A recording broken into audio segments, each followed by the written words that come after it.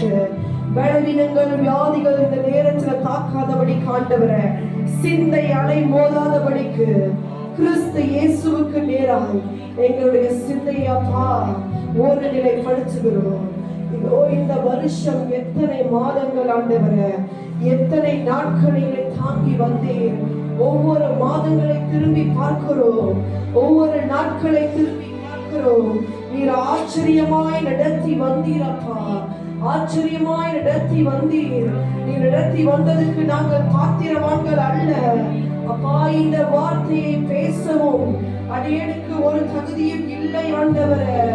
உங்க வார்த்தை நாவலவையும் வாழை காத்து கட்டொப்பு கொடுக்கிறேன்.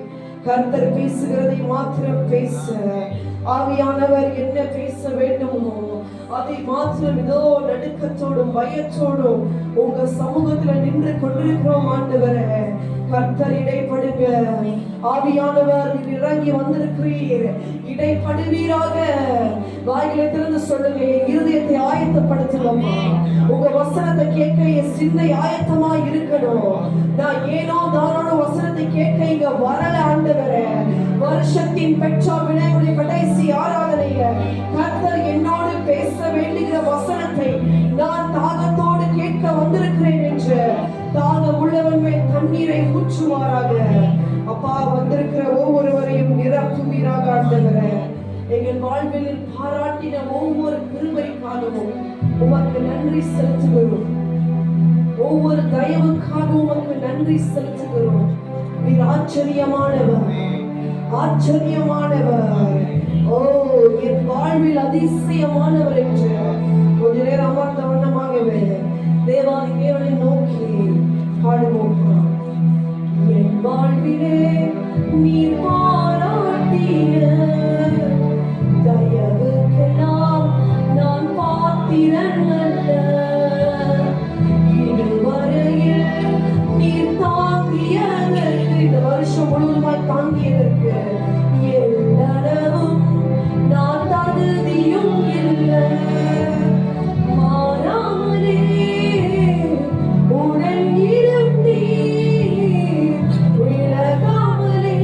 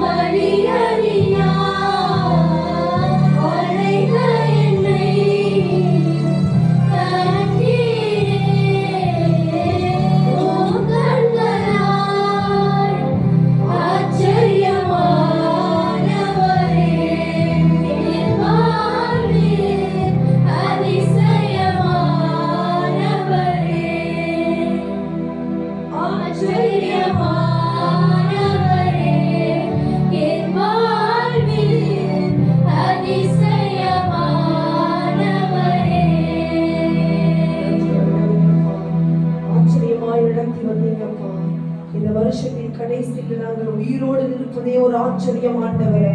எத்தனையோ சமயத்தில் சத்துருங்கள் ஜீவனை அப்பா அழிக்க வந்தான் ஆண்டவரே. எத்தனையோ பேருக்கு இங்க இருக்கிறவர்களுக்கு மரண போராட்டம் வந்தது. ஆவியானவர் சொல்லுகிறார், இந்த வருஷம் நீங்கள் இந்த 12வது மாதத்தில் 27ஆம் தேதியில் நின்று கொண்டிருக்கிறது. உயிரோடு நிற்பதே அவருடைய கிருபை தயவாம். அது மகா பெரிய ஆச்சரியமாம். கர்த்தர் சொல்லுகிறார், எத்தனையோ பேரை சத்துரு ஜீவனை அழிக்க வந்தானாம் இந்த வருஷத்தில். கண்ணிகளை வைத்திருக்கிறான், வலைகளை விரித்திருந்தால், ஆனால் கண்ணி திரைப்பட்டு நாம் எல்லோரும் தப்பினோம் என்று கர்த்தர் இந்த கடைசி வாரத்தில் நம்மோடு பேசிக் கொண்டிருக்கிறார். தேவ ஜனமே, ஆவியோடு உற்சாகத்தோடு பெற்றுக் கொள்ளுங்கள். ஆவியில் உற்சாகம் உள்ளவர்களாய் நாம் உயிரோடு நிற்பதே அவர் கிருபையாம். நாம் ஜீவன் உள்ளவர்களாய் இந்த ஆலயத்தில் கால் வைத்ததே சுத்த கிருபை என்று ஆவியானவர் சொல்லுகிறார். அது எவ்வளவு பெரிய ஆச்சரியம், அது எவ்வளவு பெரிய கிருபை, அது எவ்வளவு பெரிய தயவு. இந்த உலகத்தில் நம்ம வாழ்ந்திருந்தால் சத்துரு ஜீவனை எடுத்திருப்போம், பாவம் நம்மை அழித்திருக்கும், மரணம் எப்பொழுதோ வந்திருக்கும். ஆனால் தேவன் மகா தயவுள்ள தேவன். தேவ ஜனமே, உங்களையும் என்னையும் காத்தாரே அந்த கிருபை உள்ளவருக்கு நன்றி என்று கைகளை தட்டி நன்றி என்று நன்றி ஆண்டவரே, நன்றி ஆண்டவரே. நான் இன்னும் உயிரோடு இருக்கிறேன், நான் இன்னும் ஜீவன் உள்ளவனாய் கொண்டிருக்கிறேன். இன்னும் ஜீவன் இருக்கிறது, என் சரீரம் அப்பா சுகத்தோடு இருக்கிறதற்காக நன்றி செலுத்துகிறேன். இன்றைக்கும் எனக்கு ஆதாரத்தை கொடுத்து கொண்டிருக்கிறீரே, உமக்கு நன்றி. இதோ இப்பொழுதும் என்னை சபையில கொண்டு நிறுத்தி இருக்கிறீரே. எத்தனையோ பேர் வழி இருக்கிற வேலையில அப்பா கடைசி வாரத்தில் ஆண்டவரே உங்க சன்னிதானத்தில் இருப்பது எத்தனை பெரிய பாக்கியம் அப்பா. அது எத்தனையோ பேருக்கு கிடைக்கலாம், ஆனால் எங்களுக்கு கிடைத்ததுக்காய் நன்றி செலுத்துகிறோம், நன்றி செலுத்துகிறோம். மாறாத இயேசுவின் நாமத்தில் வேண்டி ஜெபிக்கிறோம் நல்ல பிதாவே. ஹல்லேலூயா, ஆமென். இயேசு கிறிஸ்துவின் நாமத்தில் உங்களை வாழ்த்தி வரவேற்கிறேன். இந்த ஆலயத்திற்கு நீங்கள் வந்திருக்கிறது கர்த்தருக்குள் மிக சந்தோஷப்படுகிறேன். ஆமென். கர்த்தரே உங்களை அழைத்து கொண்டு வந்திருக்கிறார். இது வருஷத்தின் கடைசி ஆராதனை. பெற்றா பிணையருக்கு இது வருஷத்தின் கடைசி ஆராதனையில் நீங்கள் ஆலயத்தில் அமர்ந்திருப்பது மிகப்பெரிய கிருபை. ஆமென். மிகப்பெரிய தயவு. நான் உங்களுக்கு தொடர்ந்து 2 வாரங்களாக போதித்து வருகிற செய்தியின் தலைப்பு என்ன தொடரை நம்ம ஆராய்ந்து வருகிறோம்? சிறிய தீர்க்கதரிசிகள், அதாவது மைனர் ப்ராஃபட் சீரீஸ். அதுல நம்ம எந்த தீர்க்கதரிசி ஆராய்ந்து விட்டோம்? ஆகாய் தீர்க்கதரிசி. எந்த தீர்க்கதரிசி ஆராய்ந்து முடித்து விட்டோம்? ஆபகுக் தீர்க்கதரிசியை நம்ம முடித்து விட்டோம். ஆகாய் இன்னும் முடியவில்லை. ஆகாயுடைய தீர்க்கதரிசி புஸ்தகம் இன்றைக்கு பாகம் 2. ஹல்லேலூயா. பாகம் 2க்கு நான் போறதுக்கு முன்பதாக பாகம் 1ல நான் உங்களுக்கு கற்றுக் கொடுத்த சில காரியங்களை நான் கேட்க போகிறேன். ஆமென். யாரெல்லாம் பாகம் 1 நீங்க வந்திருந்தீங்களோ, நான் என்ன செய்தி உங்களுக்கு கொடுத்தேன் என்று ஞாபகத்தில் இருக்கும் என்று நம்புகிறேன். ஆமென். 12வது மாதம் 5ஆம் தேதி நான் இந்த செய்தியை கொடுத்தேன். ஏறக்குறைய ஒரு 22 நாட்களுக்கு பிறகு நான் அதை உங்களிடத்தில் கேட்க விரும்புகிறேன். யார் இந்த ஆகாய் தீர்க்கதரிசி? எந்த தேசத்தில் அவர் இருந்தார்? என்ன அவருடைய நோக்கம்? ஏன் அந்த புஸ்தகத்தை அவர் எழுதினார்? புஸ்தகத்துடைய மைய கருத்தினது ஆலயத்தை மீண்டும் கட்டுதல். ஹல்லேலூயா. இப்ப அவர்கள் எங்கிருந்து எங்கே வந்தார்கள்? இஸ்ரவேலர் ஜனங்கள் பாபிலோனிலிருந்து எங்க வந்தாங்க? யூதா தேசத்துக்கு, அதாவது எருசலேமுக்கு வந்தார்கள். அங்க வந்த பிறகு என்ன நடந்தது? அதுக்கு முன்பதாக இந்த புஸ்தகத்திலே 3 முக்கியமான கேரக்டர்ஸ் நான் உங்களுக்கு சொல்லியிருந்தேன். யார் அவர்கள்? ஆகாய் தீர்க்கதரிசி. செருபாபேல்னா யாரு? அவர் யூதாவின் தலைவர், கவர்னர் ஆஃப் ஜூடா.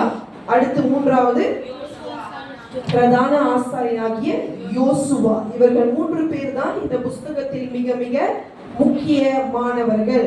இந்த ஆகாய் தீர்க்கதரிசியின் புஸ்தகம் கிறிஸ்து பிறப்பதற்கு, அதாவது கிமு 9 ஒரு ஏறக்குறைய எத்தனை வருஷங்களுக்கு முன்பதாக எழுதப்பட்டிருந்தது? 500 வருஷங்களுக்கு முன்பதாக. இந்த ஆகாய் தீர்க்கதரிசியின் புஸ்தகத்துடைய பேக்ரவுண்ட் எந்த புஸ்தகத்துல இருக்கிறது? வேதத்துல எஸ்ரா புஸ்தகம். இன்றைக்கு நான் உங்களுக்கு ஒரு சின்ன வேலையை கொடுத்திருந்தேன். எஸ்ராவின் புஸ்தகம் அதிகாரம் 1 - 6 வரை வாசிக்க அல்லது கேட்க சொல்லியிருந்தேன். எத்தனை பேர் வாசித்தீர்கள்? ஹalleluya. எத்தனை பேர் கேட்டீர்கள்? ஆடியோ பைபிளை கேட்டீங்க. Very good, God bless you. ஏன் அதை நான் கேட்க சொன்னேன்? ஆகாய் தீர்க்கதரிசியுடைய சரித்திரத்தை புரிந்து கொள்ள வேண்டும் என்றால் எஸ்ராவின் பின்னணி நம்மளுக்கு தெரிய வேண்டும். இந்த ஆகாய் தீர்க்கதரிசி காலத்துல நடந்தது எல்லாமே எஸ்ராவின் 1வது அதிகாரத்திலிருந்து எத்தனை அதிகாரம் எழுதப்பட்டிருக்கிறது? 6வது அதிகாரம் வரைக்கும் எழுதப்பட்டிருக்கிறது. சரி, இதை வாசித்த உங்களிடத்துல ஒரு கேள்வி உண்டு. வாசித்தவர்களிடத்துல, அதாவது ஆடியோல கேட்டவர்களிடத்துல, ஆகாய் தீர்க்கதரிசியின் காலகட்டத்துல அவர் ஒண்டிதான் தீர்க்கதரிசியா இருந்தாரா? இல்லை. அப்ப அவர் கூட யார் இருந்தது? எலியா, நெகேமியா, சகரியா என்கிற தீர்க்கதரிசி. ஒரு இளமையான ஆகாய் தீர்க்கதரிசி இளமையானவரா வயதானவரா? வயதானவர். எப்படி நம்மளுக்கு தெரியும் ஒரு வயதானவர்? பைபிள்ல போட்டு. பாபிலோன்ல எத்தனை வருஷம் சிறைப்பட்டிருந்தாங்க? 70 வருஷம். அப்ப 70 வருஷம் கழிச்சுதான் அவர் திரும்பி இஸ்ரேல் போறாரு. அப்புறம் வயசு எத்தனை அவருக்கு? ஏறக்குறைய 70, 80, 90 நமக்கு தெரியாது எத்தனை வயசுல அவரே வந்தாருன்னா. ஆனால் அவர் வயதானவர். ஆனா அவர் காலகட்டத்துல அவரோடு சேர்ந்து இன்னொரு தீர்க்கதரிசியும் தீர்க்கதரிசனம் சொல்லிக் கொண்டிருந்தார். யார் அவர்? சகரியா என்கிற தீர்க்கதரிசி. இந்த நம்ம எங்க பார்க்கிறோம்? எஸ்ராவின் புஸ்தகத்துல நாம பார்க்கிறோம். சரி, இன்றைக்கு பாகம் 2 இதனுடைய ஆதார வசனம் ஆகாய் எழுதின புஸ்தகம் அதிகாரம் 2 வசனம் 1, 2, 3.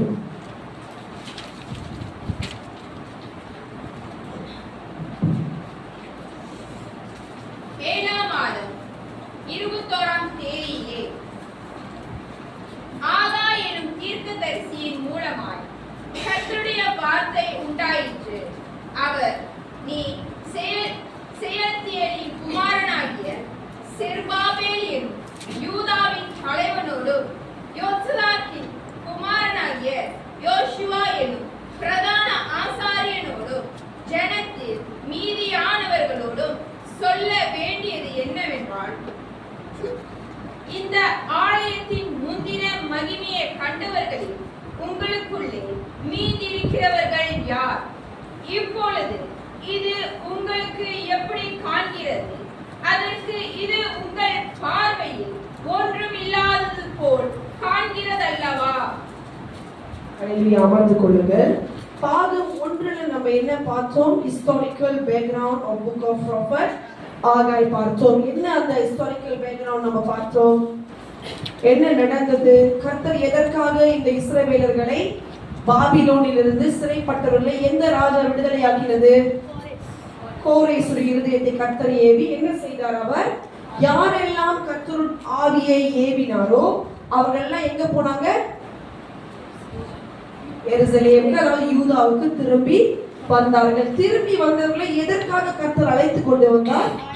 ஆலயத்தை கட்ட. ஏனென்றால் ஆலயத்துக்கு என்ன நடந்தது?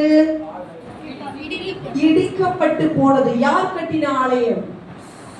சாலமோன் ராஜா கட்டின முதலாவது ஆலயம் என்ன ஆயிடுச்சு? இப்ப யார் இடிச்சு போட்டது? நேபுகாத்நேச்சர் ஆலயத்தை இடிச்சிட்டு இந்த இஸ்ரவேலர் எல்லாத்தையும் அடிமையா பிடிச்சிட்டு எங்க போயிட்டாரு? பாபிலோனுக்கு. எத்தனை வருஷம்?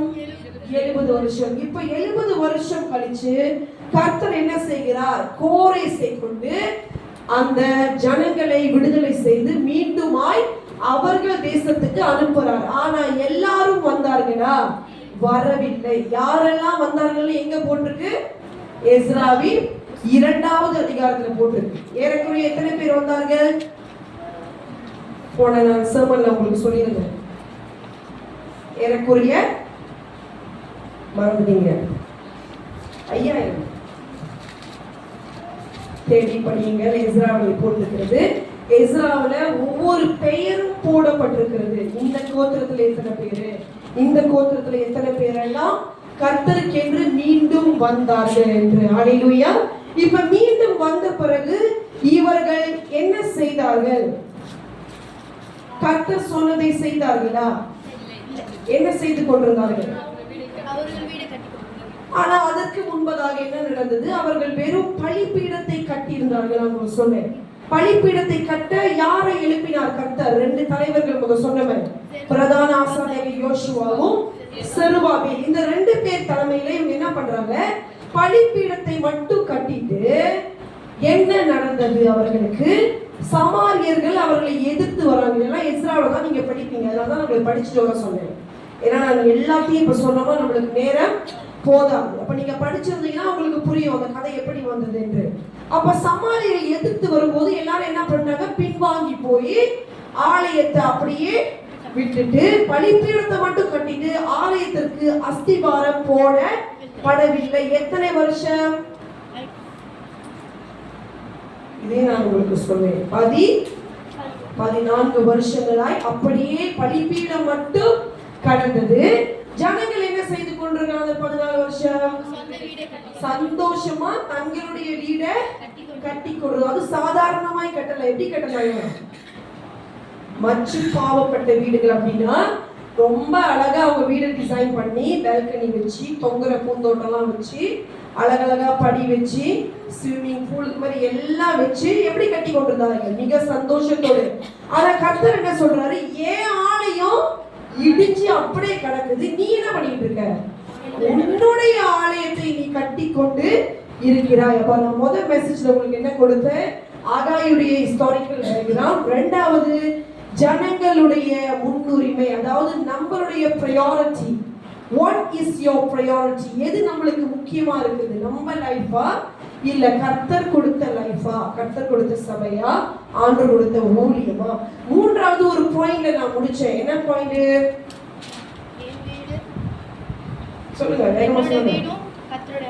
உங்க நோட்ஸ்ல 2 பகுதியா பிரிக்க சொன்னேன். கர்த்தருடைய வீடு, என்னுடைய வீடு. கர்த்தருடைய வீடு என்றால் என்ன? ஆவிக்குரிய வாழ்க்கை. என்னுடைய வீடு மாம்சத்தின் காரியங்கள், தேவைகள், உலகத்தின் ஆசை எல்லாமே வருது. அப்ப அதை முடிக்கும் போது நான் என்ன சொல்லி முடித்தேன்? நம்மளுடைய வீட்டை நம்ம என்ன செய்யணும்? ஆராய்ந்து பார்க்கணும். இப்ப என்னுடைய ஆலயம், அதாவது கர்த்தர் தங்குகிற ஆலயம் நான் தான். இந்த ஆலயம் இடிக்கப்பட்டு கிடக்குதா இல்ல அது கட்டப்பட்டு கொண்டிருக்கிறதா அப்படின்னு என்ன சொன்னேன்? உங்களை நான் அனலைஸ் பண்ண சொன்னேன். உங்க லைஃப்பை எத்தனை பேர் வீட்டுல போய் செஞ்சீங்க? வீட்டுல போய் அனலைஸ் பண்ணீங்களா? கர்த்தருடைய வீடு காரியங்களை நான் எத்தனை % கொடுத்துருக்கேன், என் லைஃபுக்கு எத்தனை % கொடுத்துருக்கேன்? நீங்க பண்ணீங்க. ஹல்லேலூயா, ஆமென், God bless you. இப்ப அந்த தராசுல எது மேல நின்னுது? இல்ல விருப்பம் இல்லை. ஆமென். அப்ப எந்த காரியம் நீங்க இப்போ ஒரு திம்பான்ல வைக்கிற மாதிரி கர்த்தருடைய காரியங்களும் என்னுடைய காரியங்கள், இதுல எது மேல இருக்க வேண்டும்? கர்த்தருடைய காரியம் தான் கர்த்தர் எதிர்பார்க்கிறாரு. அதான் சொல்றாரு, என் வீடு பாழாய் கிடக்குது, நீங்க எல்லாம் என்ன செய்றீங்களா? வீட்டுக்கு எப்படி போறாங்களா? எப்படி போறாங்க? ஓடி போகிறான். அவனவன் தன் தன் வீட்டுக்கு ஓடி போகிறான் என்று கர்த்தர் இப்ப யாரை எழுப்பினார் அந்த இடத்துல? ஆகாய் என்கிற ஒரு தீர்க்கதரிசியை எழுப்பி ஜனங்களை கடிந்து கொள்ள தொடங்கினார். அப்ப ஜனங்கள்லாம் என்ன செஞ்சாங்க? இப்ப அவங்க மனம் திரும்பினாங்களா? அதுதான் இந்த 2வது அதிகாரத்துல பார்க்கிறோம். ஆக்சுவலி ஜனங்கள் எல்லாரும் என்ன செஞ்சாங்கன்னா, ஆகாய் தீர்க்கதரிசியும் சகரியா தீர்க்கதரிசியுடைய சத்தத்துக்கும் செருபாபேலுக்கும் பிரதான ஆசாரியர் யோசுவாவுக்கும் கீழ்ப்படிந்து என்ன செஞ்சாங்கன்னா, சரி நம்ம இத்தனை வருஷமா இந்த வேலையை, நான் சுருக்கமா சொல்றேன், இந்த வேலையை செய்யல.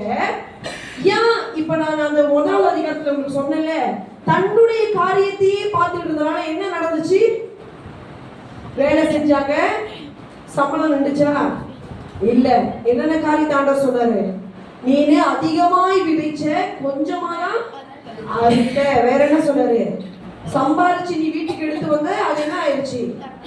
கர்த்தர் ஊதி போட்டு விட்டார். அப்ப இதெல்லாம் நடக்கும்போது ஜனங்கள் என்ன செய்ய ஆரம்பிச்சாங்க? ரியலைஸ் பண்ணாங்க, ஓ ஆண்டவர் தான் நம்மள ஒரு காரியத்தை செய்ய சொன்னாரு, நம்ம என்ன செஞ்சிட்டோம்?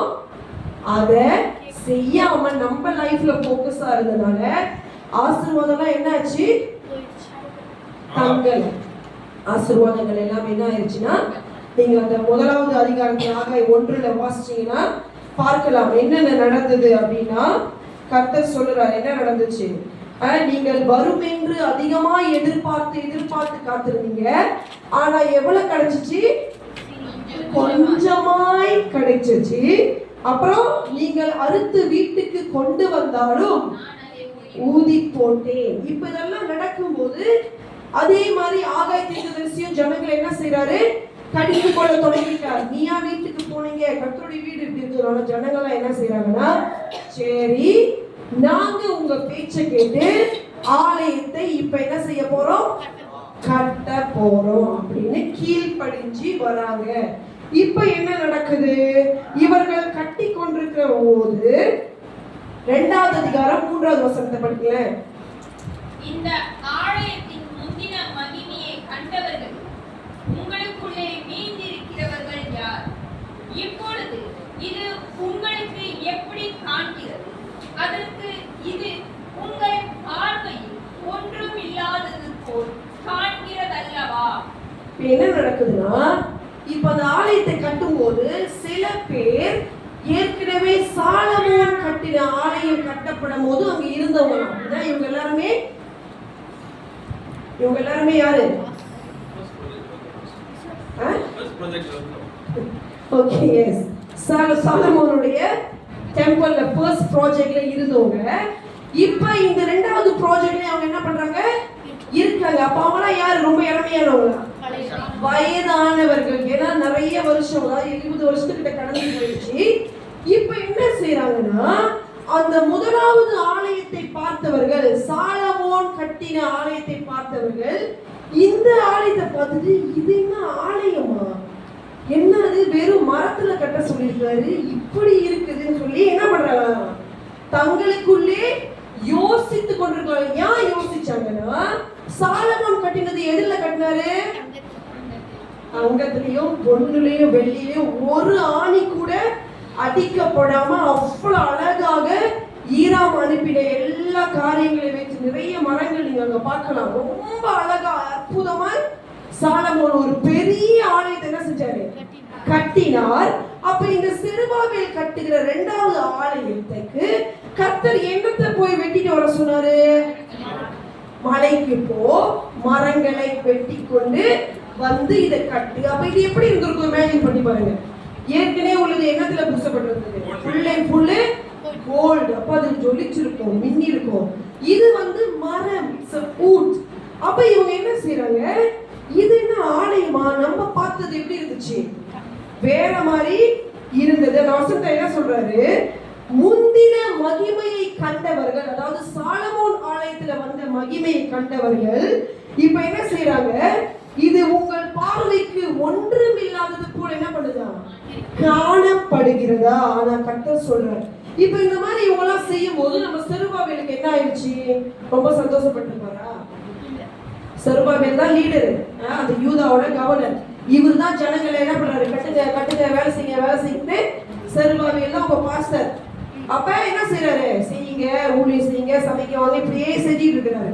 அப்ப இந்த ஜனங்கள் என்ன செஞ்சாங்களா? ஏற்கனவே நாங்க பார்த்த மகிமை இந்த மாதிரி இல்லையே, இது என்ன வெறும் மரத்துல கட்டப்பட்டு கொண்டிருக்கிறது. அப்ப செருபாபேல் என்ன செய்யறாரு? சோர்ந்து போகிறார். அதனால அடுத்த வசனம் வாசிங்க. ஆனாலும் செருபாபேலே, நீ திடன் கொள், கர்த்தர் சொல்லுகிறார். யோசதாக்கின் குமாரனாகிய யோசுவா என்னும் பிரதான ஆசாரியனே, நீ திடன் கொள். தேசத்தின் எல்லா ஜனங்களே, நீங்கள் திடன் கொள்ளுங்கள், வேலையை நடத்துங்கள் என்று கர்த்தர் சொல்லுகிறார். நான் உங்களுடனே இருக்கிறேன் என்று சேனைகளின் கர்த்தர் சொல்லுகிறார். என்ன சொல்றாரு? ஆனாலும் செருபாபேலே, நீ என்ன செய்ய? திடன் கொள். அப்புறம் என்ன சொல்றாரு? தேசத்தின் ஜனங்களே, திருடன் கொள்ளுங்கள். இப்ப யாரை பார்த்து சொல்றாரு? இந்த ஒரு கூட்ட ஜனங்கள் என்ன பண்ணிக்கிட்டு இருந்தாங்க? முந்தின மகிமையே யோசிச்சுக்கிட்டு அது நல்லா இருந்துச்சு, இது நல்லா இல்ல, இது என்ன வெறும் பலகையில கட்டையில கட்டிக்கிட்டு இருக்காரு. முந்தின மகிமை சாலமோன் ஆலயத்துல இறங்குனதுதான் எங்களுக்கு எப்படி தெரிஞ்சிச்சு? பெருசா தெரிஞ்சிச்சு அப்படின்னு இருக்கும்போது இன்னொரு கூட்டம் ஜனங்கள் இருந்தார்கள். அதாவது யாருன்னா சாலமோன் ஆலயத்தை பார்க்காதவர்கள். அப்படின்னா இவங்க யாரு? யங்ஸ்டர்ஸ். அதுக்கப்புறம் பிறந்த ஒரு கூட்ட ஜனங்கள், ஜெனரேஷன் என்ன செய்யறாங்கன்னா இந்த ஆலயத்தை பார்த்து ஆச்சரியப்பட்டு சந்தோஷப்பட்டார்களாம், ஆர்ப்பரித்தார்கள். இது எங்க வாசிக்கிறீங்க? எஸ்ராவின் புஸ்தகம் 3வது அதிகாரம் 12, 13.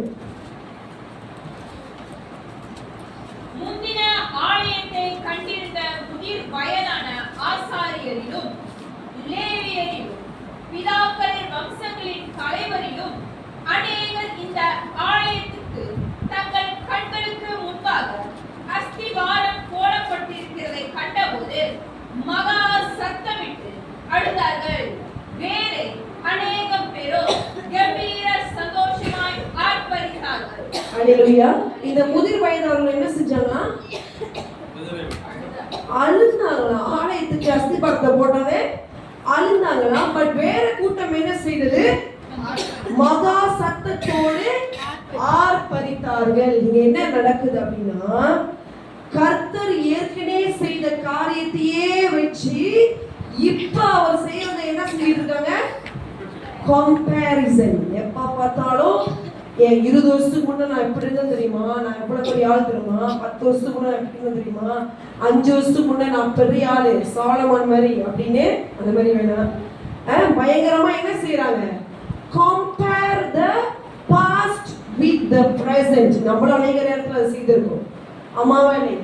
கர்த்தரை ஏற்றுக்கொண்டு வந்த பிறகு நான் ஒரு 5 வருஷத்துக்கு முன்ன பயங்கரமா இருந்தது தெரியுமா, எப்படி இருந்ததுமா, என் லைஃபே வேற லெவல். நான் 10 வருஷத்துக்கு முன்ன எப்படி இருந்தேன், பெரிய ஆளா இருந்தேன். இப்ப ரொம்ப சின்னதா பலகையில கட்டுற ஆலயம் போல ஆயிட்டேன். ஆனா கர்த்தர் சொல்றாரு, முந்தினவைகளை நீ நினைக்காத, பூர்வமானவைகளை என்ன செய்யாத, சிந்திக்காம இரு. அதாவது ஆகாய் புஸ்தகத்துல எங்க பார்த்தாலும் என்ன சொல்றாரு?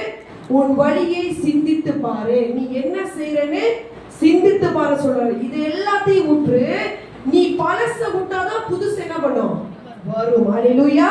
பழைய துருத்தியில திராட்சரசம் இருந்துச்சுன்னா புது திராட்சரசம் என்ன பண்ணாது? வராது. அதனால பழச நம்ம விட்டாதான் கர்த்தர் புதிதானவைகளை செய்வார். அல்லேலூயா.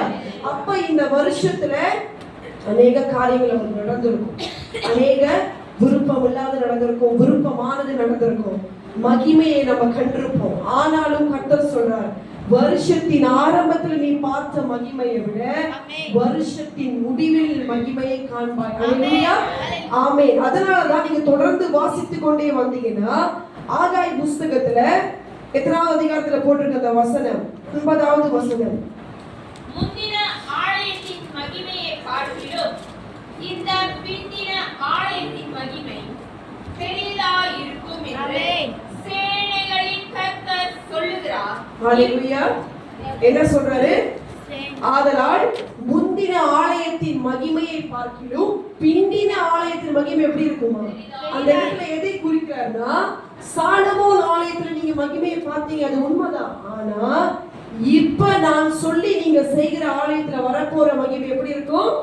பெரிதா இருக்கும். ஹalleluya. இதுவரைக்கும் நம்ம பார்த்த மகிமையை விட இனி பார்க்க போறது எப்படி இருக்கும்? பெரிதா இருக்கும். ஆனா இதற்கு முன்ன பார்த்த மகிமையை வச்சு நம்ம என்ன ஆகக்கூடாது?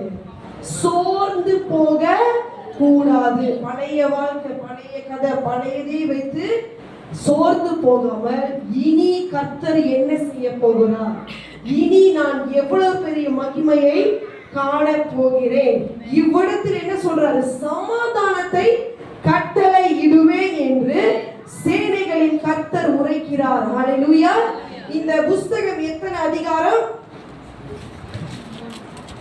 3. 2 அதிகாரம் தான் இருக்கிறது. எத்தனை வசனம்?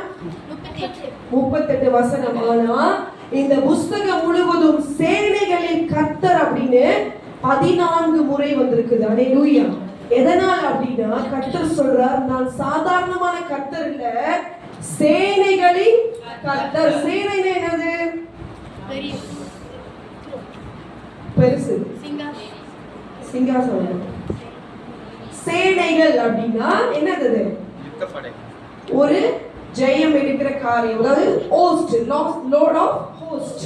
அப்ப சேனை இருக்கணும்னா அங்க என்ன நடந்துட்டு இருக்கு? ஒரு யுத்தம். அந்த யுத்தத்தில் ஜெயம் எடுத்தவர் தான் யாரா? நம்மளுடைய சேனைகள். சாதாரணமா கர்த்தர் சொல்றார் ஆகாய் அப்படின்னு சொல்லல, சேனைகளின் கர்த்தர் சொல்லுகிறார். அதையே திரும்ப திரும்ப ஏன் சொல்லுகிறார்? இதனால்தான் சொல்லுகிறார், செருபாபேலே நீ திடன் கொள். நான் சாலமோனோடு இருந்து கட்டினது உண்மைதான், அந்த மகிமையை இந்த ஜனங்கள் பார்த்தது உண்மைதான். ஆனா இப்ப உன் மூலியமாய் நான் செய்ய போகிறது எப்படி இருக்கும்? பெரிதாய் இருக்கும். ஹல்லேலூயா. அடுத்து என்ன நடக்குது? இப்ப ஜனங்கள் என்ன செஞ்சாங்க? கீழ்ப்படிஞ்சிட்டாங்க. இப்ப ஆசீர்வாதம் வந்துருச்சா? இங்கதான் ஒரு பெரிய சிக்கல் இருக்குது. கர்த்தர் என்ன பண்ணாரு? அவங்க பேச்சு கேட்கல. அப்ப கர்த்தர் என்ன செஞ்சாரு? எல்லா ஆசீர்வாதத்துக்கும் தடை போட்டாரு. அப்ப ஜனங்க இப்ப என்ன செஞ்சிட்டாங்க? சரி, தீர்க்கதரிசி சொல்றாரு சபையை போய் நம்ம கட்டணும்னு. சரி, நாங்க கீழ்ப்படிஞ்சு வந்து இப்ப கட்டுகிறோம். கட்டி கொண்டு இருக்கிற வேளையில, அதாவது 9ஆம் மாதம் தொடங்கினாங்க, திரும்பி 12வது மாதம் நீங்க ஆகாய் புஸ்தகத்தை வாசிச்சீங்கன்னா அது ஒரு டைரி போல எழுதப்பட்டிருக்கும். எல்லாத்துக்கும் ஒரு தேதியை கொடுத்துதான் எழுதியிருப்பார். மொத்தம் ஆகாய் தீர்க்கதரிசியுடைய ஊழியத்தின் காலம் வெறும் 4 மாதங்கள். 4 வருஷம் கூட. எத்தனை அவருடைய டியூரேஷன்? 4 months and 4 prophecies. 4 மாசத்துல 4 prophecy, 4 செய்தியை கொடுத்து அவர் ஊழியம் முடிந்து விட்டது. இது என்னத்தை நம்மளுக்கு காட்டுது? நம்மளுக்கு கர்த்தர் கொடுத்த வேலை சின்னதா இருக்கலாம், பெருசா இருக்கலாம். உங்களுடைய அழைப்பு எது வேணாலும் இருக்கலாம். நீங்க வந்து fivefold ministers, நான் ஒரு பாஸ்டரா தான் பெரிய அழைப்பு, நான் ஒரு இவாஞ்சலிஸ்ட் அப்போஸ்தலரா தான் பெரிய அழைப்புன்னு அல்ல. என்ன அழைப்பு கர்த்தர் உங்களை அழைத்திருந்தாலும் அது கர்த்தர் பார்வையில் என்னது? பெரியது. ஏன்னா அந்த தீர்க்கதரிசி 4 மாதங்கள் தன்னுடைய காரியத்தை செஞ்சிருந்தாலும் ஆலயம் கட்டப்பட்டுச்சா? கட்டப்பட்டு முடிந்தது. அதுதான் கர்த்தருக்கு வேணும். அந்த காலகட்டத்தில் யார் என் பாட்டி கீழ்ப்படுகிறாங்களோ அவர்களை கொண்டு அவர் காரியத்தை செய்கிறவர். அதனால்தான் நம்முடைய கர்த்தர் சேனைகளின் கர்த்தர். இப்ப கீழ்ப்படிந்த ஜனங்களுக்கு என்ன வந்திருக்கணும்? ஆசீர்வாதம். அதுதானே நியாயம், அதானே உண்மை. சரி, இப்ப இங்க என்ன நடக்குது? இந்த புஸ்தகத்தை நீங்க முழுசா நான் உங்களுக்கு கொண்டு போகிறேன், அதிகாரத்தை மட்டும்தான், ஏன்னா நம்ம முடிக்க போகிறோம். இங்க என்ன நடந்தது அப்படின்னா, 11வது வசனத்தில் இருந்து 17வது வசனம் வரைக்கும் கர்த்தர் மீண்டும் நம்மளுடைய ஆகாய் தீர்க்கதரிசிக்கு ஒரு காரியத்தை வெளிப்படுத்துகிறார்.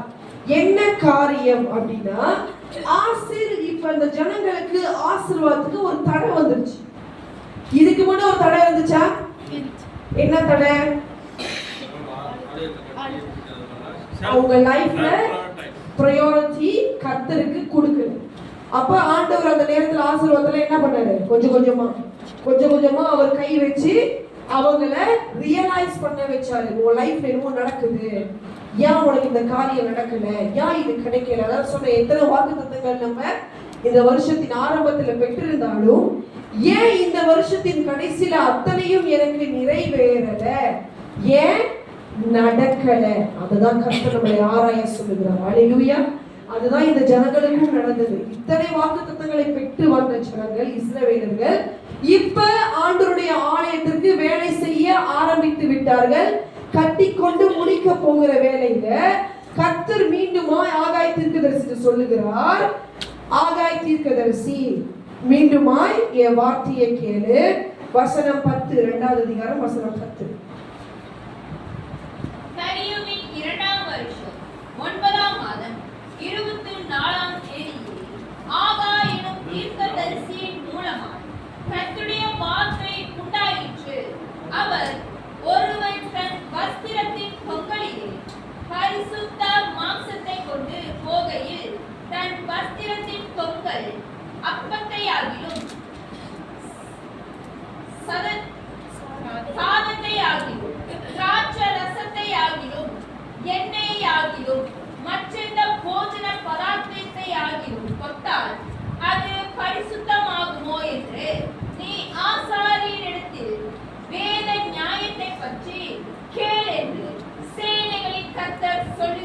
என்றான்.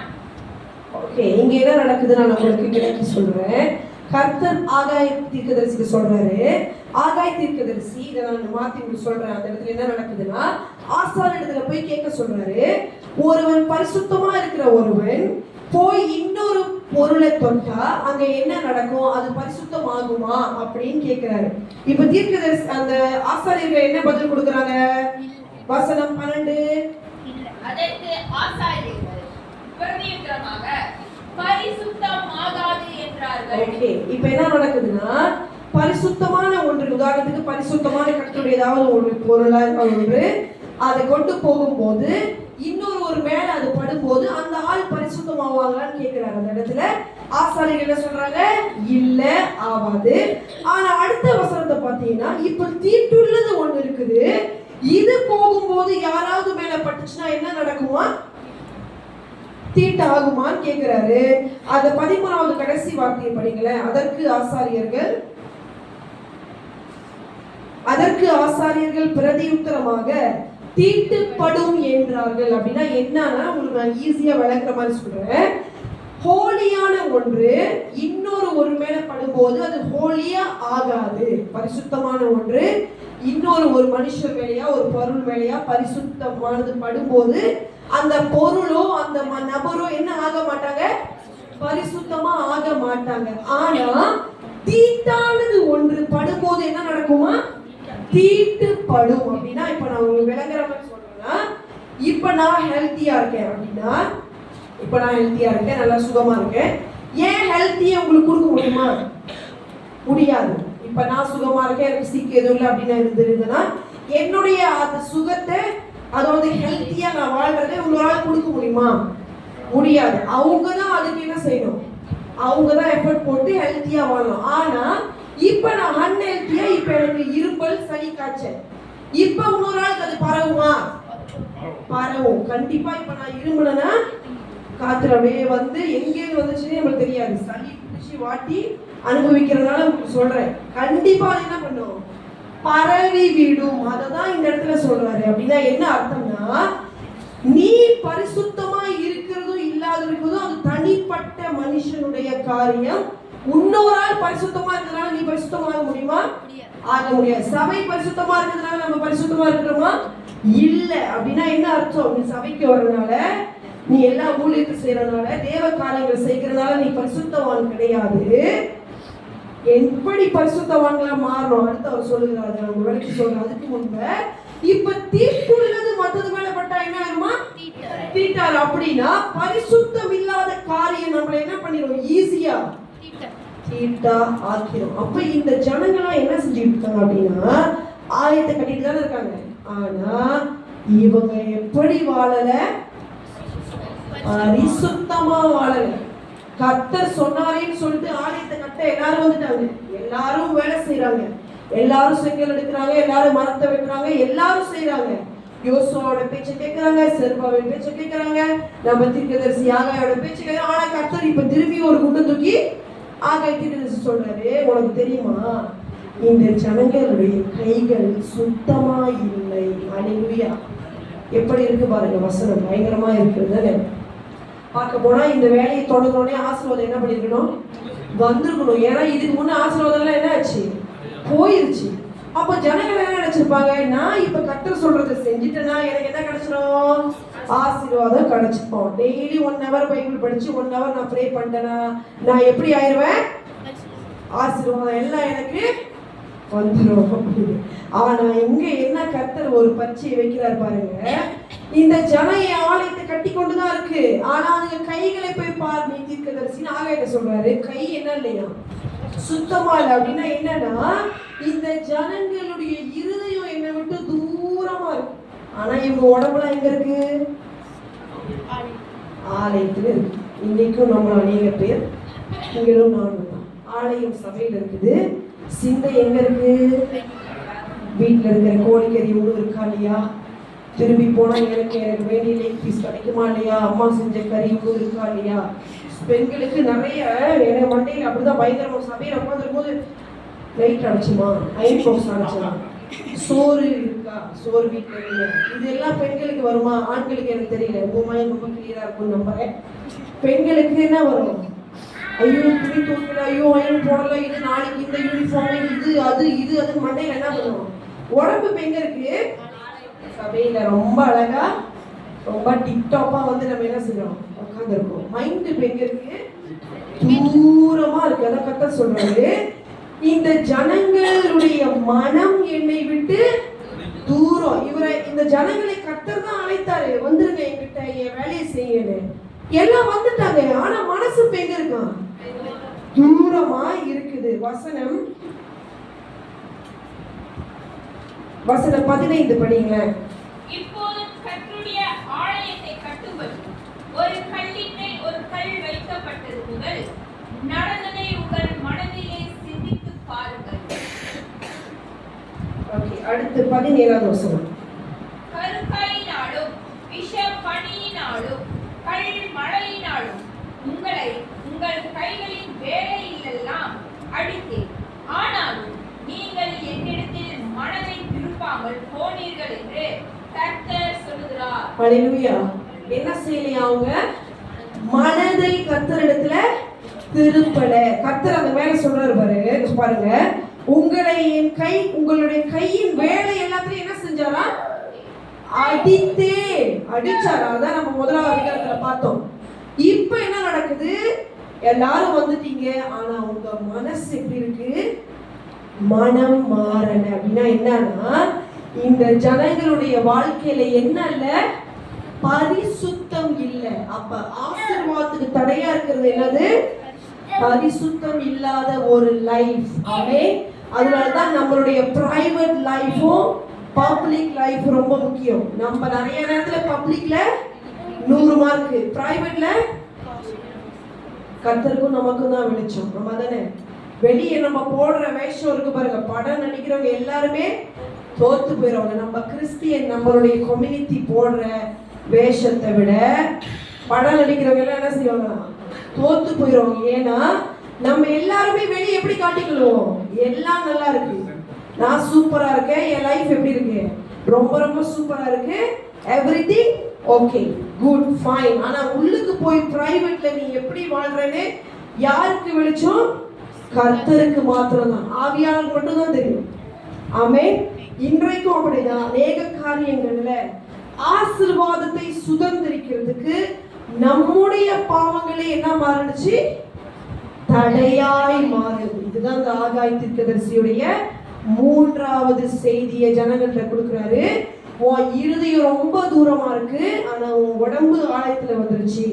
கர்த்தர் மீண்டும் இப்ப என்ன சொல்றாருன்னா, உன் வழியை விட்டு என்ன செய்ய? மனம் திரும்பி. எப்படி நம்ம மனம் திரும்ப முடியும்? இப்ப நம்ம ஒரு பாவம் செய்யணும். உதாரணத்துக்கு இப்ப நான் போய் சொல்றேன்னு வைங்களேன். இப்ப இது ஆவியானவர் எனக்கு உணர்த்தும் போது நான் என்ன செய்யணும்? அறிக்கை செய்யணும். Very good. யார் சொன்னது? பாவத்தை அறிக்கை செய்து அடுத்து என்ன செய்யணும்? விட்டு விட வேண்டும். இதுதான் நம்ம பரிசுத்தமாகிறதுடைய ப்ராசஸ் உடைய ஜர்னி. எல்லாருமே அந்த பாதையில தான் இருக்கும். ஏன்னா நம்ம யாருமே பரிசுத்தவான்கள் கிடையாது. ஆனா வேதம் சொல்லுது, கர்த்தர் நம்மளை எதுக்கு அழைச்சாரா? நீயும் பரிசுத்தவான்களாய் மாறு. ஏன்னா நான் பரிசுத்தராய் இருக்கிறபடியால் என் ஜனம் நீ எப்படி இருக்கணும்? பரிசுத்தமா இருக்கணும். அப்ப நம்ம பாவம் செய்யும் போது அதை விட்டு மனம் திரும்பி அறிக்கை செஞ்சுட்டு என்ன பண்ணணும்? விட்டு விடணும். இப்ப அறிக்கை செய்யறதுலயும் ஒரு காரியம் நடக்குது. என்னன்னா, இது நம்ம எக்ஸ்ட்ராவா சொல்றேன். இந்த ஜெபத்தை நானும் நிறைய வாட்டி பண்ணியிருக்கேன். நீங்க பண்ணிருப்பீங்கன்னு தெரியாது. அன்றைய பாவத்தை மன்னியும், தெரிந்தோ தெரியாமலும், அறிந்தோ அறியாமலும், புரிந்தோ புரியாமலும் நிறைய பாவம் செஞ்சுட்டேன். தெரிந்தோ தெரியாம. இப்ப தெரிஞ்சு செஞ்சல, அதை நீ இப்ப என்ன சொல்லணும்? வாயில அறிக்கை பண்ணணும். அததான் ஆவியானவர் என்ன பண்றாரு? பார்த்துக்கிறேன். இப்ப நம்ம எப்படி ஒரு ஜெபம் செய்யணும்? கவரிங் பிரேயர், கவர் மாதிரி போட்டு மூடிடும். உள்ளுக்கு இருக்கிறத இப்ப நம்ம யார்கிட்ட வெளியே சொல்லல. ஆண்டவரே, இந்த நாள்ல இந்த தேதியில நான் இல்லைய ஏசனேன், இதனால அது மனசு உடைஞ்சு போச்சு, என்ன மன்னிச்சிருங்க அப்படின்னு என்ன செய்யணும்? உதாரணத்துக்கு சொல்றேன், அறிக்கை செய்யணும். நம்ம என்ன செய்யறோம்? தெரிஞ்சோ தெரியாமலும் செஞ்சுட்டு, அறிஞ்சோ அறியாமலும், அது என்ன அறிஞ்சோ அறியாமலும் அறியாம சரி பாவம் வந்திருக்கும். அறிஞ்சிட்டியே, அறிஞ்ச பிறகு இப்ப என்ன நடக்குது? அறிஞ்ச பாவத்தை அறிக்கை செய்யணும். அறிக்கை செய்யும் போது அது நம்மளை விட்டு என்ன செய்யும்? விலகும். அதே பாவத்தை திரும்ப திரும்ப திரும்ப செய்யக்கூடாது. அறிக்கை செஞ்சுட்டு திருப்பி அதே போறது, அறிக்கை செஞ்சுட்டு திருப்பி என்ன பண்றது? அதே குட்டையில விழுந்த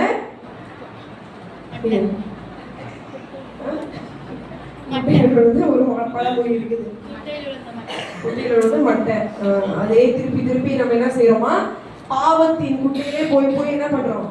விழுந்து கொண்டே இருக்கிறோம். ஆனா கர்த்தர் சொல்றார், நான் உன்னை இப்ப ஆசீர்வதிக்க ரெடியா இருக்கேன். ஆனா எது இப்ப தடையா நின்றுச்சு? உன்னுடைய பாவங்கள், உன்னுடைய இருதயம். நம்ம ரொம்ப சீரியஸா எந்த காரியத்துல இருக்கணும்னா as a Christian sin. நம்ம இப்ப எப்படி ஆயிட்டோம்? பாவம்னே தெரியாம அப்படியே மூடி மறைச்சு சபைக்குள்ளே என்ன ஆயிடுச்சு? இப்ப அதனாலதான் கொரிந்தியர் சபையில கேட்கிறாரு, ஒளிக்கும் இருளுக்கும் சம்பந்தம் இல்ல, தேவனுக்கும் விக்கிரங்களுக்கும் என்ன இல்லையா சம்பந்தம் இல்ல. நீ இப்ப எப்படி இருக்க? சபையில இப்ப என்ன ஆயிடுச்சு? ஒளியும் இருக்கு, இருளும் கலந்துச்சு. ஆண்டவர் இருக்காரு, விக்கிரகத்தையும் எடுத்து கலந்து அது பாவம்னே அறியாம ஆய்விட்டது. ஆமா தானே? உலகத்தின் காரியங்கள், கலாச்சாரங்கள் எல்லாம் என்ன ஆயிடுச்சு? கர்த்தருடைய ஆலயத்துக்குள்ளேயும் அது வந்து விட்டது. அதாவது முதல் சொன்னாரு, நீ பரிசுத்தமான ஒண்ணு, அதாவது ஹோலி, இன்னொன்னு அன்ஹோலி, அடுத்து அருவருப்பானது, அருவருப்பு அல்லாது. அப்ப எதுன்னு சொல்லி நம்ம தான் என்ன செய்யணும்? சோதித்து அறியணும். என் லைஃப்ல இப்ப எந்தெந்த காரியம் பரிசுத்தமா இருக்கு, எது பரிசுத்தமா இல்ல. நிறைய நேரத்துல நம்ம என்ன செய்வோம்னா, நம்ம தப்பு முதல் தெரியாது, மத்தவங்க என்ன பண்ணிடுவோம்? ஒன்னா நம்பரா படிய போட்டுருவோம். ஆனா ஆண்டவர் சொல்றாரு, இன்றைக்கு நம்ம இருதயத்தை தான் என்ன பண்ணணுமா? சோதித்து பார்க்கணும். ஆனா ஒன்றை நீங்க விளங்கி கொள்ளுங்க, எப்படிப்பட்ட பாவியாய் நம்ம இருந்தாலும் இயேசு உங்களை நியாயம் திரும்ப மாட்டார். அல்லேலூயா. மனுஷன் நியாயம் திருப்பான். மனுஷன் சொல்லுவான், நீ கொலைக்கார, நீ பொய்க்கார, எல்லாத்தையும் நம்மளுக்கு பட்டத்தை சுட்டுருவான். ஆனா இயேசு அந்த பாவத்தை பார்த்து, அதாவது நீங்க அறிக்கை செய்றீங்களா, இப்ப நான் சொன்னேன் டீட்டெயிலா அறிக்கை செய்றீங்க, அது எல்லாத்தையும் கேட்ட இயேசு மன்னிப்பாரே தவிர உங்களை என்ன செய்ய மாட்டாரு? லேபிள் பண்ண மாட்டாரு. நீங்க இப்படிப்பட்டவன், இவன் இப்படிப்பட்டவன் அப்படின்னு என்ன செய்ய மாட்டாரு? நியாயம் தீர்க்க மாட்டார். அதுதான் நம்மளுடைய கர்த்தர். அல்லேலூயா. அப்படிப்பட்ட தெய்வத்தை தான் நம்ம என்ன செய்யறோம்? ஆராதிக்கிறோம். அப்ப இங்க என்ன சொல்றாரு? ஆகாயுடைய புஸ்தகம் 2வது அதிகாரம்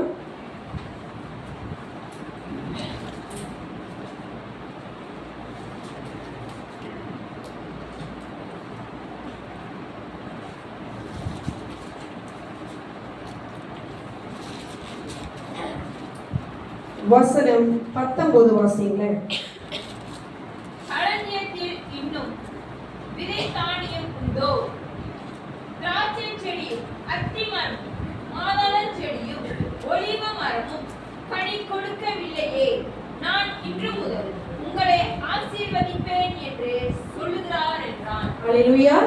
நான் இன்று முதல் என்ன செய்ய போறேன்னா, உங்களை என்று முதல், இன்று முதல், அதாவது என்ன நடந்த முதல்ல இருந்து ஆசீர்வதிப்பாராம்? பரிசுத்தமாய் வாழ நம்ம ஒப்பு கொடுத்த நாள்ல இருந்து ஆசீர்வாதம் என்ன பண்ணும்?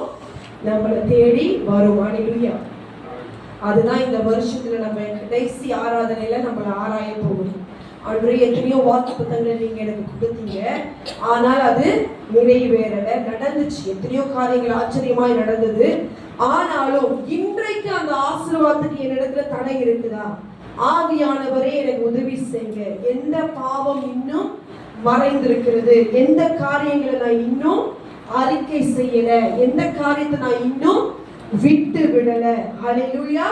பாவத்தை குறித்து நான் சொன்னேன், கிறிஸ்தவர்கள், நம்ம தேவ ஜனங்கள் மிக மிக எச்சரிக்கையாய் இருக்க வேண்டும். ஏன்னா பாவம் என்ன பண்ணுமா? வேதம் என்ன சொல்லுது? பாவத்தின் சம்பளம் ரைட்டு. இப்ப என்ன சொல்றேன்னா, நீங்க பரிசுத்தமா வாழணும்னு முடிவு பண்ணிட்டீங்க, இப்ப நீங்க ஒரு டிசிஷனை எடுத்துட்டீங்க. ஆனா பாவம் என்ன செய்யும்? குள்ள விட்டு கிழக்குக்கும் மேற்குக்கும் தூரத்துக்கு தான் கர்த்தர் பாவத்தை தூக்கி போடுவாரு.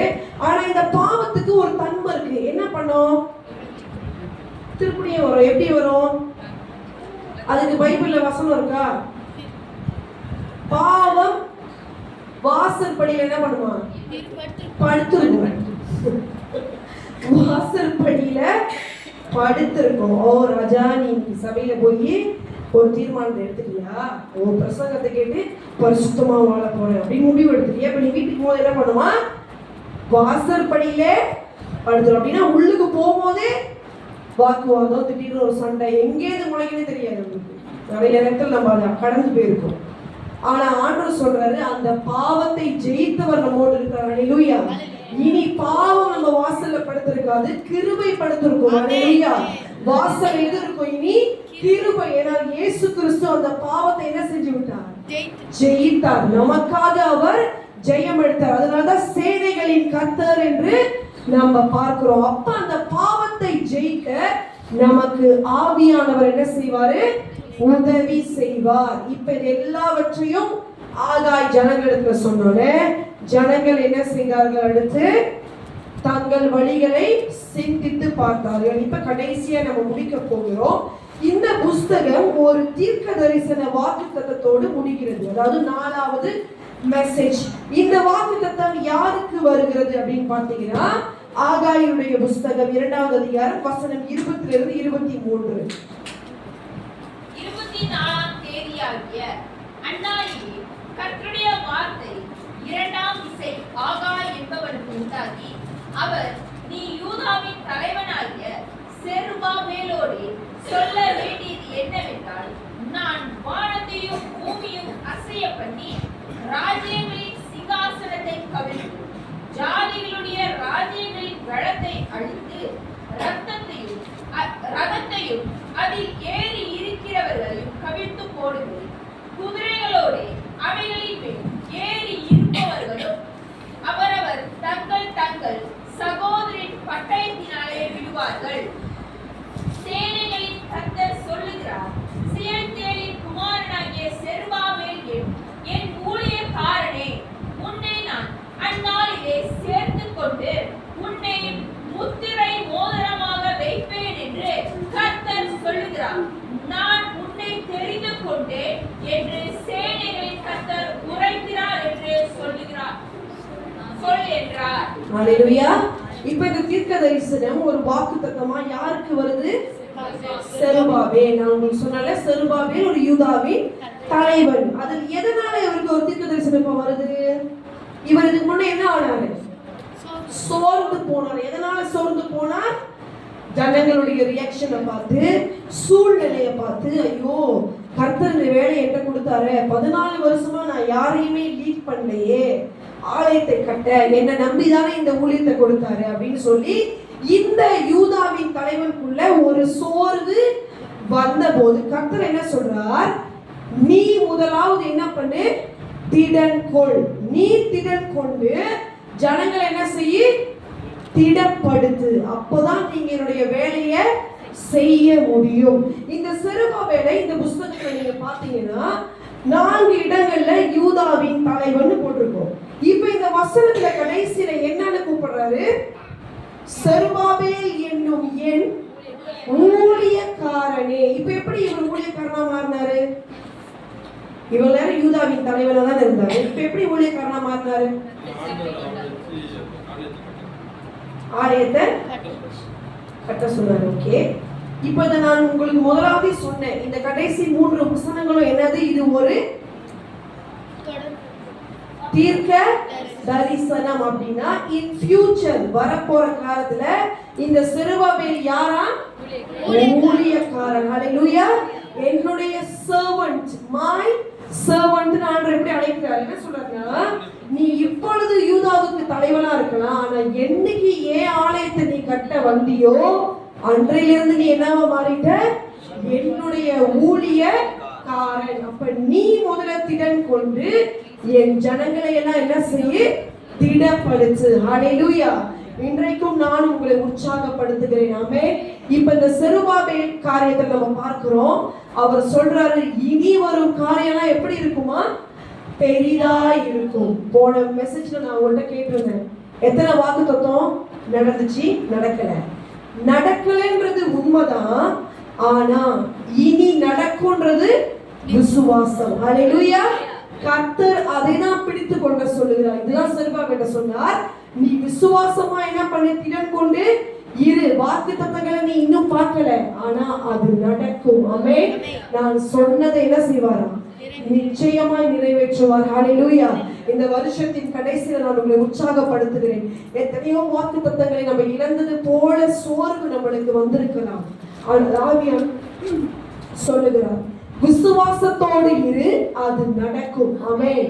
வருகிற வருஷத்துல என்ன செய்வார்? அது என்ன செய்து கொடுப்பார்? ரெட்டிப்பான நன்மையாய் மாற்றி கொடுப்பார். ஆமென். இந்த செருபாபேல் நீங்க பாத்தீங்கன்னா மிக ஒரு விசேஷமானது ஒன்று அவரிடத்துல கொடுக்கிறார். என்னது? முத்திரை மோதிரம். முத்திரை மோதிரம்னா என்னது? மோதிரமா? முத்திரை மோதிரம்னா அது ஒரு அடையாளம். எதுக்கு அடையாளம்? அதிகாரத்திற்கு அடையாளம். ராஜாவுடைய அதிகாரம். அதாவது it's a symbolic of a signature, ஒரு சைன், இல்லனா ஒரு promise fulfilled. Another thing is authority, the signet ring. முத்திரை மோதிரம் என்ன சொல்றதுன்னா, நீ வெறும் திறன் கொண்டு என் ஊழியத்தை மட்டும் செய்ய மாட்ட, உன் கையில என்ன வரப்போகுது? அதிகாரம். ஹல்லேலூயா. வருகிற வருஷத்துல நாம் எல்லாரும் ஊழியம் மாத்திரம் செய்ய மாட்டோம், அதிகாரத்தோடு செய்வோம். ஹல்லேலூயா. கர்த்தர் கொடுத்த ஆசீர்வாதங்களை எப்படி பெற்றுக்கொள்ள போகிறோம்? அதிகாரத்தோடு. ஆமென். அதற்கு வர தடைகளை சத்துருவோ மனுஷர்களோ கண்ணியோ எதுவா இருந்தாலும் அதை அதிகாரத்துல என்ன செய்ய போறோம்? நம்ம மேற்கொள்ள போகிறோம். ஆமென். அதுதான் விசுவாசம். ஹல்லேலூயா. கடைசியாய் செருபாபேல் சொல்றாரு, இதெல்லாம் ஏன் தெரியுமா நடக்க போகுது? செருபாபேல், நான் உன்னை தெரிந்து கொண்டேன். அப்படின்னா நீ என்ன தேடிக்கிட்டு வரல. நாம் எல்லாரும், நீங்களும் நானும் ஒரு செருபாபேல் தான். ஹல்லேலூயா. உங்க குடும்பத்துக்கு நீங்க ஒரு செருபாபேல், இந்த சபைக்கு நீங்க ஒரு செருபாபேல். இடிந்து போனதை நீங்கள் கட்டுவீர்கள். ஆமென். பெட்ரோபினை, நீ இடிந்து போனதை எல்லாம் கட்டுவாய். ஹல்லேலூயா. அதுதான் கர்த்தர் சொல்றாரு. ஏன் தெரியுமா இதெல்லாம் நடக்க போகுது? வருகிற காலத்துல நான் தான் உன்னை தெரிந்து கொண்டேன். அது தெரிந்து கொண்டவர் சாதாரணமானவர் அல்ல. என்ன கர்த்தர்? சேனைகளின் கர்த்தர். மக்கள் பாட்டு சொல்லுங்க, சேனைகளின் கர்த்தர் உங்களோடு தான் இருக்கிறார். கொஞ்சம் சிரிச்சு அழகா கை கொடுத்து சொல்லுங்க, சேனைகளின் கர்த்தர். இங்க பாக்குற பாருங்க பார்த்தா எனக்கே பயமா இருக்கு. சேனைகளின் கர்த்தர். வாக்குத்தத்தமா prophesy to your neighbor. Hallelujah. சொல்லுங்க, சேனைகளின் கர்த்தர் உங்களோடு இருக்கிறார். வருகிற காலத்துல நீ என்ன பார்க்க போற? முந்தின பிந்தின மகிமை அல்ல, இனி வரப்போகிற மகிமை. ஹல்லேலூயா. நீ இழந்து போன ஆசீர்வாதம் எல்லாம் இழந்து போயிட்டே நினைக்காத. அதெல்லாம் என்ன செய்ய போகுது? இனி பெரிதாய் வரப்போகுது. ஆலயம் இடிஞ்சு போயிடுச்சு, இஸ்ரவேலர்கள் எல்லாம் கவலைப்பட்டாங்க. ஆனா கர்த்தர் சொன்னார், இனி வரப்போறது எப்படி இருக்குமா? பெரிதாய் இருக்கும். ஹல்லேலூயா. இப்ப நம்மளுடைய ஆலயத்தை நம்ம தான் என்ன செய்யணும்? கட்டணும். இன்னொரு ஆள் பரிசுத்தமா இருக்கு, அதாவது நம்ம அம்மா பரிசுத்தமா இருக்கிறதுனால, அப்பா பரிசுத்தமா இருக்கிறதுனால, ஹஸ்பண்ட் ஒய்ஃப் பரிசுத்தமா இருக்கிறதுனால நம்ம பரிசுத்தமா மாறவே முடியாது. It's a individual thing. It's between you and God. Hallelujah. அதை உங்க நினைவுல வைத்துக் கொள்ளுங்கள். பரிசுத்த வாழ்க்கைன்றது என்னது? It's just a process. ஆண்டவரோட எவ்வளவு கிட்ட நம்ம போறோம் அப்படின்னா அதுக்கு ஒரே ஒரு சைன் சொல்லி நான் முடிக்கிறேன். எப்படி கண்டுபிடிக்கிறது? எப்படி கண்டுபிடிக்க முடியும்? இப்ப நான் பரிசுத்தமா ஆகிட்டு இருக்கேன், எப்படி கண்டுபிடிக்கலாம்? நீங்க ஜெபிக்கிற ஜெபத்துல, நீங்க பேசுகிற அந்நிய பாஷையில. ஏன்னா அதான் நான் சொன்னேன், ஜெபிக்கலாம், அந்நிய பாஷை பண்ணலாம், எல்லாமே பண்ணலாம். ஆனா பின்னாடி இருக்கிற கதை யாருக்கு தெரியும்? அப்ப அதனால இயேசு கடிந்து கொண்ட ரெண்டு மிகப்பெரிய பாவங்கள். ஒன்று பெருமையின் பாவம், ரெண்டாவது ஹிப்போக்ரசி. அப்படின்னா என்ன பண்றது? வேஷம் போடுறது. அப்படி சொல்லிட்டு நடிக்காது, ரியலாரு. நான் பாவனா ஒத்துக்கொள்வோம், செய்தது தவறு. சரி, எப்படி கண்டுபிடிக்க முடியும்? இப்ப நம்ம எல்லாரும் பரிசுத்தத்துக்கு நோக்கி போய்கிட்டு இருக்கோம். இட்ஸ் a process சொன்னால இட்ஸ் ஒரு ஜர்னி. எப்படி கண்டுபிடிக்கலாம்னா போன வருஷம் நான் இருந்ததை விட இந்த வருஷம் கொஞ்சம் நல்லா இருக்கேன், இந்த வருஷம் நான் கொஞ்சம் ஆண்டவர் காரியங்களை வளர்ந்துட்டேன், என்னுடைய பழைய சுபாவம் இப்போ கொஞ்சம் எனக்கு இல்லை அப்படின்னு இருந்துச்சுன்னா you are running towards the progress. Hallelujah. நீங்க நினைச்சு பாத்தீங்கன்னா ஐயோ போன வருஷம் நான் இப்படி வாழ்ந்தனா, ஐயோ கடவுளே என் லைஃபை என்னாலே நினைக்க முடியல, நானா அது அப்படின்னு யோசிச்சு போன மாசத்துல முந்தின மாசத்துல நம்ம லைஃப் எப்படி இருந்துச்சுன்னு யோசிச்சு பார்த்துட்டு இப்ப நீங்க நினைக்கும் போது ஓ ஆண்டவர் நீ நிறைய காரியத்துல மாத்திருக்காரு, நிறைய காரியத்துல எனக்கு ஞானத்தை கொடுத்திருக்காரு, நிறைய வசனத்தை எனக்கு என்ன செஞ்சாரு போதித்தார், நிறைய நான் சபையில கற்றுக்கொண்டேன், என் தனிப்பட்ட வாழ்க்கையில நிறைய விஷயத்தை என்ன செஞ்சார் கர்த்தர் பெருக பண்ணினார். அதனால உங்களுடைய சூழ்நிலையை பார்த்து செருபாபேல் போல சோர்ந்து போகாமல் கர்த்தர் சொல்லுகிறார் நீ திடன்கொள். ஹல்லேலூயா. என் ஊழியக்காரனே, my servant, திடன்கொள். ஆமென். இந்த வருஷ கடைசியில நடக்காத காரியத்தை குறித்து என்ன செய்யக்கூடாது, இப்ப சோர்ந்து போகாம இனி அது நடக்கும் என்கிறதுக்கு என்ன வேணும் உங்களுக்கு, விசுவாசம். இதை நீங்க பிடித்துக் கொண்டு ஓட வேண்டும் என்று நான் உங்களை உற்சாகப்படுத்துகிறேன். செருபாபேலை யார் உற்சாகப்படுத்தினது? கர்த்தர். ஹல்லேலூயா. தீர்க்கதரிசியை கொண்டு செருபாபேலை உற்சாகப்படுத்தினார். ஹல்லேலூயா. இந்த ஆகாயுடைய புஸ்தகம் நிறைவு பெறுகிறது. ஆக்சுவலி இதை ஆராய்ந்தா இன்னும் நிறைய காரியங்கள் அதில் என்ன இருக்கு, மறைந்து இருக்குது. அதான் வேதம். அதுல இருந்து புதையல் போல என்ன பண்ணுமா வெளியாகும். ஆனா நான் உங்களுக்கு இன்றோடு இந்த புஸ்தகத்தை முடிக்கிறேன். ஆமென். ஆகாய தீர்க்கதரிசி புஸ்தகம் எத்தனை பேருக்கு இப்ப விளங்கிருச்சு இந்த புஸ்தகம் எதை பற்றினது, இவர் எங்கேருந்து வந்த ப்ராஃபட், இவர் எதுக்காக வந்தாரு, யாருக்கு இவர் ப்ராஃபஸி கொடுத்தாரு, இவர் கொஞ்ச நாள் தான் ஊழியம் பண்ணாலும் இவரோட ஊழியம் எப்படி இருந்துச்சு, மகிமையா இருந்தது, பெரிதா இருந்தது. அது போல யார் இருந்தா வேதத்துல, நம்முடைய கர்த்தராகிய இயேசு கிறிஸ்துவின் ஊழியத்தின் கால அளவு எவ்வளவு, வெறும் 3.5 வருஷம் மாத்திரம்தான். ஆனா அவர் செய்த ஊழியத்தை போல இன்று உலகத்துல ஊழியமே. அதனால உங்க லைஃபோட சூழ்நிலையை பார்த்து நான் இத்தனை வருஷம் இப்படி இருந்துட்டேன், அந்த பழைய வாழ்க்கையை இனி நம்ம சிந்திக்காதபடிக்கு புது அபிஷேகத்துக்கு நம்ம என்ன செய்ய போறோம், புதிய ஆண்டுக்குள்ள கால் எடுத்து வைக்க போகிறோம். ஹல்லேலூயா. எழுந்து நின்று நம்ம முடிக்க போகிறோம்.